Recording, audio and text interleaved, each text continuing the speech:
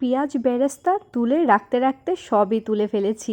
এখন অল্প ছিল পেঁয়াজ, আর এতে আমি আদা রসুন দিয়ে হালকাভাবে ভেজে নিয়েছি। এবার এতে আমি পোলাওর চালগুলো দিয়ে দিলাম, দিয়ে এবার মিডিয়াম আঁচে হালকাভাবে ভেজে নেব, আর ঘন ঘন নাড়তে থাকবো যাতে করে নিচে লেগে না যায়। সো আসসালামু আলাইকুম, hello everyone, welcome back. Sanjida Akter চলে এসেছি ছোট্ট আরেকটি ভিডিও নিয়ে। তোমাদের কাছে যদি আমার ভিডিও ভালো লাগে তাহলে অবশ্যই লাইক, কমেন্ট ও শেয়ার করো। যে যেখান থেকে দেখছো ফলো অ্যান্ড সাবস্ক্রাইব করে সবসময় পাশেই থেকো।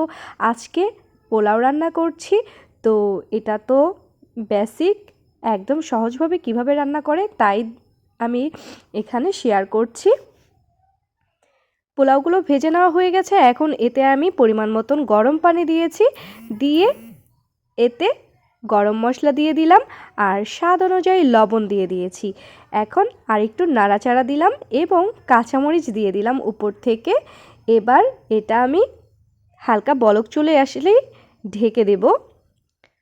সো এই পর্যায়ে আমি তেজপাতা দিয়ে দিলাম, প্রথমে দিয়ে দিতে আমি ভুলে গিয়েছিলাম। এবার ঢাকনা দিয়ে ঢেকে একদম লো হিটে এটা রান্না করে নিব।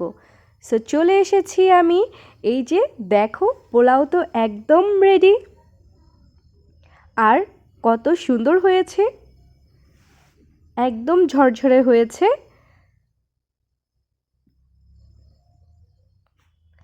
হালকাভাবে একটু নাড়া দিয়ে নিচ্ছি। এবার পরিবেশন করে সবাই মিলে জাস্ট খেয়ে নেওয়ার পালা। সবাই ভালো থাকবে, সুস্থ থাকবে, সবার সুস্থতা কামনা করছি। আল্লাহ হাফেজ।